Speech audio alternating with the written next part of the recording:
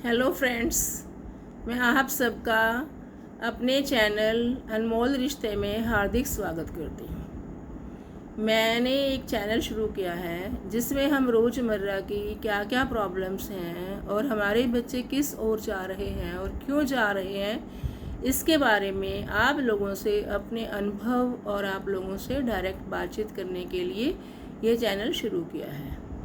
कल मैंने breast pumping के लिए ऊपर बात की थी, परसों मैंने घर के खाने के ऊपर बात की थी। आज मैं आपसे मोबाइल का एक्सेसिव यूज के बारे में बात करने जा रही हूँ। नो डाउट कि मोबाइल आजकल हमारी ज़िंदगी का एक अहम हिस्सा है, लेकिन इस मोबाइल के चलते जितने हमें फ़ायदे हैं उससे कहीं हम इससे शारीरिक नुकसान भी उठा रहे हैं।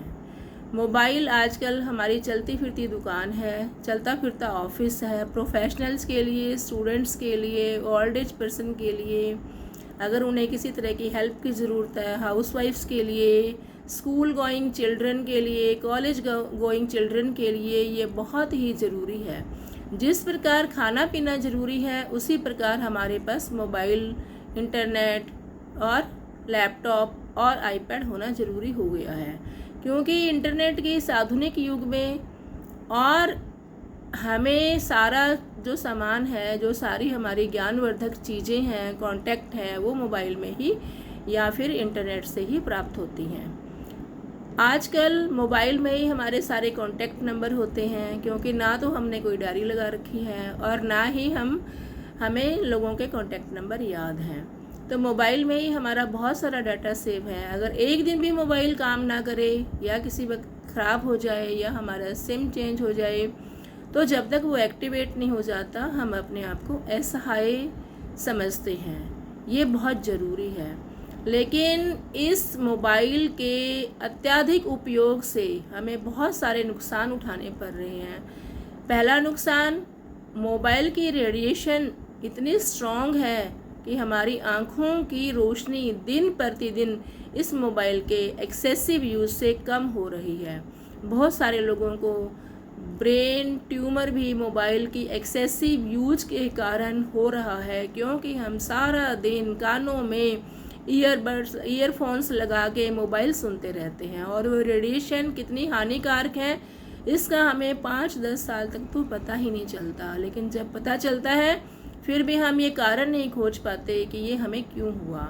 जेब में जो मोबाइल डाल कर रखते हैं या जेंट्स जो कमर पर मोबाइल बांध कर रखते हैं या 24 घंटे हम ब्लूटूथ का यूज करते हैं, तो इससे हमें बहुत सारी अंदरूनी शारीरिक बीमारियां होती हैं जिसका रीज़न हम ढूंढ नहीं पाते। आजकल आप सुनते होंगे कि बहुत लोगों को कैंसर हो रहा है, क्योंकि ये हाई एक्सेसिव यूज के लिए बहुत सारे लोगों को अल्जाइमर हो रहा है, लोगों को डायमेंशिया हो रहा है। क्यों? क्योंकि हम ब्रेन का यूज़ नहीं कर रहे हैं। हमें जो कुछ भी चाहिए फटाफट हम गूगल पे सर्च करते हैं, ब्रेन का कोई यूज़ नहीं करते। हम किसी का नंबर याद नहीं करते, तो ब्रेन का तो काम हम कर ही नहीं रहे हैं। ब्रेन, हमारा जो ब्रेन है वो मोबाइल और इंटरनेट के अधीन हो चुका है। इसके अलावा हम सारा दिन जाने अनजाने, चाहे या अनचाहे, बहुत सारा व्हाट्सएप में झूठा सच्चा ज्ञानवर्धक वीडियो देखते हैं और अपने दिमाग में बहुत सारी नेगेटिव वाइब्स को भरते जाते हैं, जो कि हमारी सेहत के लिए, हमारे भविष्य के लिए बहुत ही खतरनाक है। इतना ही नहीं, आजकल तो एक बहुत नया ट्रेंड शुरू हो गया है। 6 महीने के बच्चे को भी कोको मेलन दिखा रहे हैं। उसको बेबी कोट में डालकर या तो टीवी के सामने बिठा दिया जाता है, सुला दिया जाता है, या फिर उसको भी मोबाइल में कोको मेलन, भीम ऐप आदि की छोटी ये जितनी भी हमारे कार्टून नेटवर्क चल रहे हैं, बच्चों को भी इससे बहुत ज़्यादा आकर्षण पैदा हो रहा है।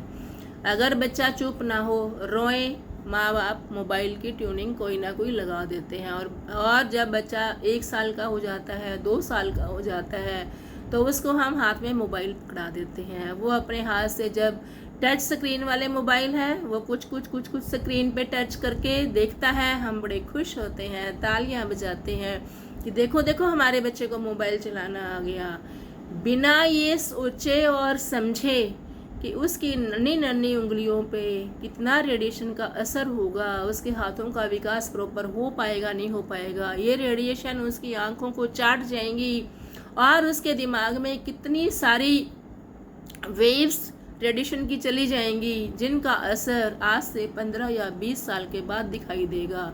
लेकिन अगर हम किसी मदर को या किसी फादर को ये कह भी दें तो भी उनको लगता है कि कोई बात नहीं, बच्चा थोड़ी देर में देखकर बंद कर देगा। हम अपने काम में व्यस्त होते हैं, बच्चे उस टच स्क्रीन से 1-2 साल की उम्र से ही क्या क्या देखते रहते हैं। पिछले दिनों मैं किसी के घर गई, वहाँ मैं 3 घंटे बैठी रही। महज 4 साल का बच्चा 3 घंटे तक मोबाइल से ही खेलता रहा। जब मैंने मना किया तो उन्होंने कहा कोई बात नहीं, ये लगा हुआ है, अपने आप आज ही कर रहा है, क्योंकि जब कोई मेहमान आता है तभी करते हैं, लेकिन ये रोज़ की रूटीन है, उस दिन की रूटीन नहीं है। क्योंकि हमें भी लगता है, हम भी मोबाइल में लगे हुए हैं, बच्चा भी मोबाइल में लगा हुआ है, हमें कोई फ़र्क ही नहीं पड़ता। यहाँ तक बच्चे खाना भी नहीं खाते, मोबाइल को दिखा दिखा कर ही हम बच्चों को खाना खिलाते हैं। बच्चा खाने को चबा रहा है, नहीं चबा रहा है, खाने के साथ उसके अंदर कितनी नेगेटिव वेव्स जा रही हैं, हमें इससे कोई मतलब नहीं है, हम खुश हैं। क्योंकि रीज़न ये है कि जब हम मोबाइल नहीं छोड़ सकते, हम व्हाट्सएप को देखना नहीं छोड़ सकते, तो बच्चे क्या है, हमें ही फॉलो करते हैं। ऑलवेज जो भी डिसिप्लिन हो या एटिकेट्स हो या कोई भी काम हो, वो टॉप टू बॉटम जाता है, बॉटम टू टॉप नहीं जाता। और फिर उसके बाद क्या होता है, बच्चे उसके आदी हो जाते हैं। आजकल भारत के 90% बच्चे बिना मोबाइल को देखे हुए, बिना टीवी के देखे हुए खाना नहीं खाते। और उस टीवी में चाहे वो लड़ाई झगड़े वाला नाटक देख रहे हों और चाहे वो अश्लील देख रहे हों, क्योंकि हम भी देखने में मस्त हैं, मुन्नी बाई वो भी देखने में मस्त है। तो धीरे धीरे बच्चों के अंदर कौन सा साहित्य जा रहा है, कौन सी एक्टिविटी जा रही हैं, कौन सी नेगेटिव वाइब्स जा रही हैं, ये सोचे समझे बिना we people are very very happy कि हमारा बच्चा तो बहुत खुश है, मोबाइल देख रहा है। और प्रॉब्लम कब होती है, जब बच्चा हमेशा मोबाइल के साथ लगा रहता है और हमारा कहना नामा नहीं मानता, हमारे मना करने के बाद भी वो मोबाइल नहीं छोड़ता, खाना छोड़ देता है, रूठ जाता है, और फिर हमें उसे मनाते हैं चलो कोई नहीं, तुम खाना खा लो और देख लो। और उसके बाद धीरे धीरे बच्चे कमरे में, सबके बेडरूम्स में टीवी लगे हुए हैं, मोबाइल है, बच्चा रात के 9, 10, 11 बजे तक नेटफ्लिक्स, अमेजन, जियो, पता नहीं क्या क्या देखता रहता है। और देखते देखते कब उसको नींद आ जाती है हमें पता ही नहीं।